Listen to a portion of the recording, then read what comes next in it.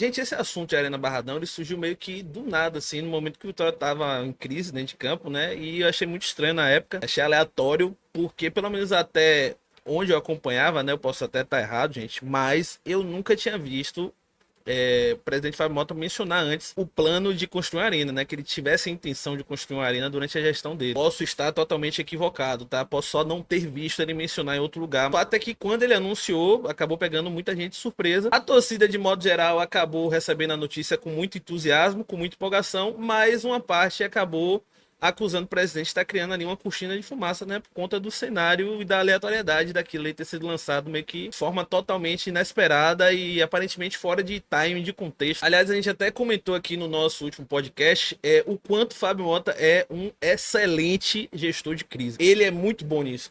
E não é ruim não, tá? Isso não é ruim. Ainda que, inevitavelmente, ali ele acaba usando algumas estratégias meio populistas, né? Algumas bravatas aqui e ali. Mas, bicho, eu reconheço que essa habilidade, né, que ele tem de gerir crise foi muito útil pro Vitória nesses últimos anos. Ele conseguiu ali criar um mecanismo para reverter ali a atmosfera e sair de um contexto negativo para um contexto positivo de uma forma foda, assim. Máximo respeito por essa característica e qualidade dele. Isso nos ajudou muito nos últimos anos, apesar de que muitas vezes ali só reverteu coisas que foram causadas pelas más contratações feitas pelo próprio presidente, mas foi útil. Querendo ou não, é muito melhor você ter ali um gestor que comete erros, apesar que esses erros têm sido mais recorrentes do que a gente imagina, mas que ainda consegue se virar em meia crise. E, bicho, ele conseguiu fazer isso em 2022, 2023, 2024 e tá caminhando para fazer isso em 2025. É assim, além dele conseguir gerir essa crise muito bem externamente, né, em relação do clube com o torcedor, ele aparenta conseguir gerir muito bem internamente também, que é mais importante ainda, sabe? No sentido de ele não perder o grupo, de melhorar o ambiente, trazer pessoas que melhoram o ambiente, e a gente tem falado tanto sobre a importância da figura de Jair Ventura nesse processo desse ano, que a gente sabe o quanto acaba ficando tenso, né, o convívio ali no clube quando a gente tá em má fase, né? Às vezes o clima acaba ficando ali meio pesadão mesmo, que só piora a crise, e ele consegue passar por essa turbulência assim muito bem, não à toa. Sempre a gente está assistindo aí os bastidores, né? E a gente vê o carinho que o elenco tem com ele, mostrando que não houve, né, um distanciamento, uma rusga ali interna. Dito isso, ainda acho que tenha sido sim uma cortina de fumaça, tá? O que também eu não vejo como um problema, né? O fato de ele ter buscado um fato novo, se de fato ele planeja executar. O que eu vejo como um problema é se isso for só um engodo, se for algo que ele tá apresentando ali só para ganhar a simpatia do torcedor por algum viés político, e depois ele invente um baratinho e não faça porra nenhuma, não entregue o que ele tá prometendo pro torcedor. E eu digo isso porque em outros momentos da história já tinha sido prometido outros projetos de arena para o torcedor. Por exemplo, lá no início dos anos 2000, eu já falei, já gravei vídeo aqui sobre isso, mas para quem não assistiu e para quem não sabe, foi prometido na gestão de Paulo Carneiro, inclusive enquanto Vitória ainda era um SA, que equivale a uma SAF hoje, foi prometido uma arena multiuso, né, que na época tinha um orçamento aí de 70 milhões e prazo de entrega para 2004. Essa arena acabou nunca saindo do papel e em entrevistas posteriores, Paulo Carneiro alegou que a queda do Vitória em 2004 acabou inviabilizando isso com a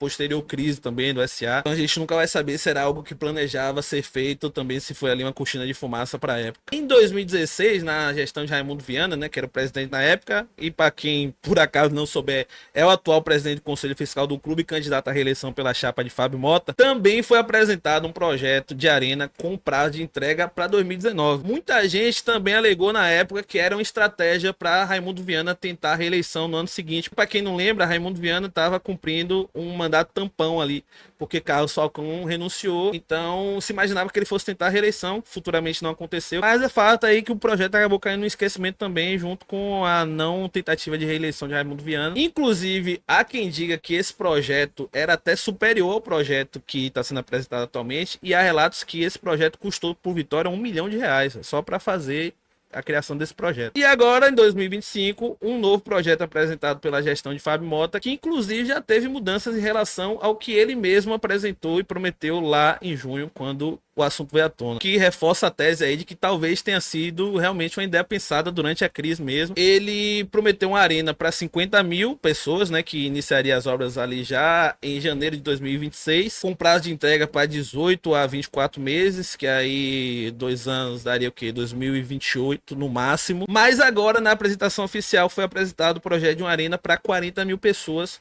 que teria início no segundo semestre de 2026, com prazo de entrega para 2029. Inclusive, eu fiz um vídeo aqui no canal mostrando a apresentação desses 3 projetos. De 2024, Paulo Carneiro, de 2016, Raimundo Viana, e o de 2025, de Fábio Mota. O vídeo já está disponível exclusivamente para os membros do canal. Caso você ainda não seja membro, clica aqui embaixo no botão Seja Membro, se você estiver assistindo aí pelo computador, pelo celular. E quem estiver vendo por outro meio, televisão, às vezes que não mostra os botões assim, eu vou deixar tanto na descrição quanto no comentário fixado o link para você clicar direto e se tornar membro do canal a partir de R$ 2,99 e ter acesso ao nosso conteúdo exclusivo, junto com o link desse vídeo que eu mostro ali as 3 apresentações desses 3 projetos de arena. Mas enfim, foi apresentado dia 24 agora, num evento para 400 pessoas, eu inclusive me inscrevi, mas infelizmente eu recebi um e-mail dizendo que as vagas já estavam todas preenchidas, eu não consegui fazer a cobertura, mas foi apresentado oficialmente o projeto da Arena Barradão, convenientemente às vésperas de uma eleição, né, gente? Que eu novamente falo, não acho errado. Acho que Marconi também, se a gente for analisar, fez o mesmo em relação a QSI, que ele passou o ano todo prometendo que conversaria com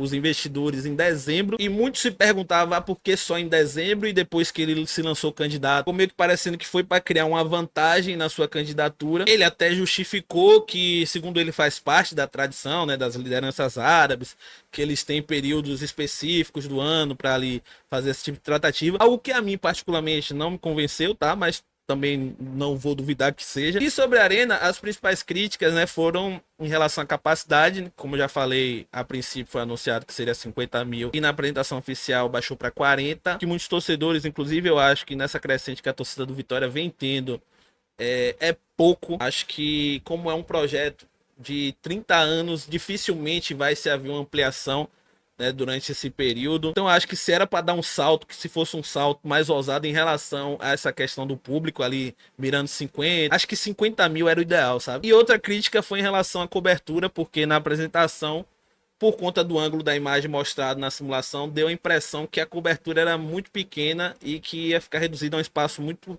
curto ali, mas foi esclarecido pelo presidente ontem em uma entrevista ao Canto Rubro-Negro que a ilustração que acabou dando essa impressão, ele trouxe novas imagens que ilustram ali de forma mais didática a parte que ficaria coberta, que equivaleria a 2/3 do estádio, né? Segundo o presidente, nenhuma outra arena é 100% coberta, algo que eu vou parar uma hora para dar realmente uma pesquisada, dar uma apurada se é verdade mesmo. O que eu sei é que pelo menos a arena do Atlético consegue ficar 100% coberta, mas aí é porque a arena é retrátil, então é uma questão meio óbvia, mas eu não sei em relação às outras se realmente tem essa margem aí de 2/3 mesmo. Mas enfim, fato é que parece que essa vai ser a grande bandeira de Fábio Mota nessa eleição, enquanto a bandeira de Marconi segue sendo a SAF, sendo que, segundo argumenta Marconi, a construção dessa arena, pelo fato da concessão do Barradão ficar presa aí durante 30 anos, né, na mão de outro grupo de investidor, e afastar investidores da SAF, que aí seria uma receita a menos que eles poderiam explorar durante esse tempo. O que Fábio Mota tem rebatido em entrevistas. Aí parece que tá meio claro que essa eleição, né, até pelo curto tempo que tem, vai ficar resumida a isso, né? A promessa da SAF de um lado e a promessa da Arena de outro. Então, velho, cada um que faça a sua avaliação, porque eu, sinceramente, bicho, eu nem sei mais em quem acreditar mais nessa porra. O que a gente tem é promessa de um lado, promessa de outro. Claro, e isso se define todas as candidaturas. Aí a gente tem que usar outros critérios para avaliar em quem decidimos depositar as esperanças dessas promessas sendo executadas, tá? Então assim, eu vou fazer uma observação só em termos objetivos de como vem se apresentando essas duas campanhas, porque eu acho que pelo menos se atendo a essa questão de SAF versus Arena, pelo menos Fábio Mota tá ilustrando melhor suas ideias. A campanha de Marconi, para mim, tinha muito potencial, mas eu tô vendo assim pouca coisa substancial, sabe? Eu acho que as intenções são boas, mas tá tudo muito no campo das ideias. Eu não sei se isso é falta de tempo, se é falta de recursos, né? Pode ser até que tenha sido algo que não havia sido planejado desde o início do ano, foi pensado de última hora, e por isso ali eles estão meio que elaborando as coisas meio que em cima da hora. Mas, por exemplo, veja o impacto que tem ser fazer um evento, né? Convidar a imprensa, apresentar um projeto ali com elementos visuais, que você consegue, né, trabalhar o imaginário do torcedor, apresenta ali idealizadores, fica prazos, estratégias, captação de receita, etc. E por outro lado, a campanha de Marconi ali que vem levantando a bandeira da SAF, mas pouco vem mostrando como é que vai fazer isso. E aí o discurso acaba ficando muito limitado, né, a uma suposta boa relação que Marconi teria ali com os investidores árabes. E fica uma parada ali só verbalizado. Eu repito, fico bem à vontade para falar isso, porque no dia da entrevista a gente falou diretamente para Marconi.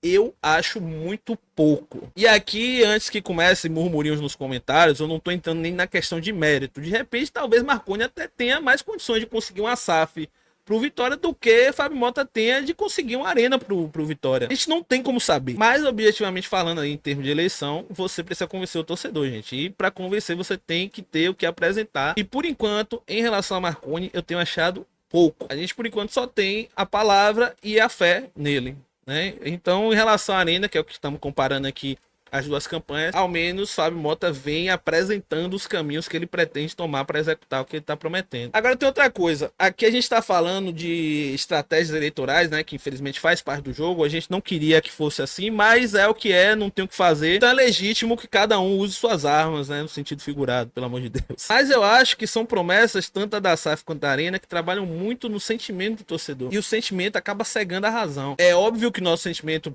pede por uma arena de primeiro mundo, como o Fábio Mota vem prometendo, assim como, obviamente, nosso sentimento pede por uma SAF que eleve o patamar do clube, como o Marconi vem prometendo. Mas, bicho, isso tudo tá sendo pensado, assim, num cenário idealizado, onde supostamente tudo vai dar certo. Não tá se pesando os prós e os contras, entendeu? Em relação à SAF multiclubes prometida por Marconi, por exemplo, acho que nem se debate se realmente o modelo multiclube seria o modelo ideal de SAF por Vitória. Será que se cogita, por exemplo, que o Vitória poderia ser tratado como um coadjuvante ou como um clube satélite dentro desse multiclube? Afinal, sim, o torcedor do Vitória quer que o Vitória se torne SAF para competir por títulos maiores, títulos mais expressivos. Então é isso que eu me pergunto, será que seria mesmo o modelo ideal pro Vitória, né? Ainda mais vista a escassez de clubes, grupos, multiclubes, assim, no mundo. Acho que é um debate que a gente deveria ter, acredito que até anterior a esse. Em relação à Arena, por exemplo, só retificando, tá, gente? Isso aqui é minha opinião, então só tô compartilhando o que eu acho com vocês. Não acho que ninguém tenha que pensar igual a mim, mas eu quero também abrir essa reflexão aqui com vocês. Em relação à Arena, será que antes de qualquer coisa a gente não tinha que estar debatendo se é viável pro Vitória ter uma Arena? Levando em conta aí que a Arena ficaria há 30 anos sendo explorada pelo investidor. Quanto é que o Vitória lucraria por isso? Vale a pena comprometer tanto tempo assim as rendas do clube? É nesse momento que nem se sabe quando é que o Vitória vai virar SAF. Ainda mais levando em conta também que essa gestão já comprometeu uma renda do Vitória aí por 50 anos, que são os 15% de direito de imagem que foi cedido à LFU. Essa ideia é proporcionar conforto. Será que não seria o caso da gente pensar em mandar alguns jogos pontualmente na Fonte Nova?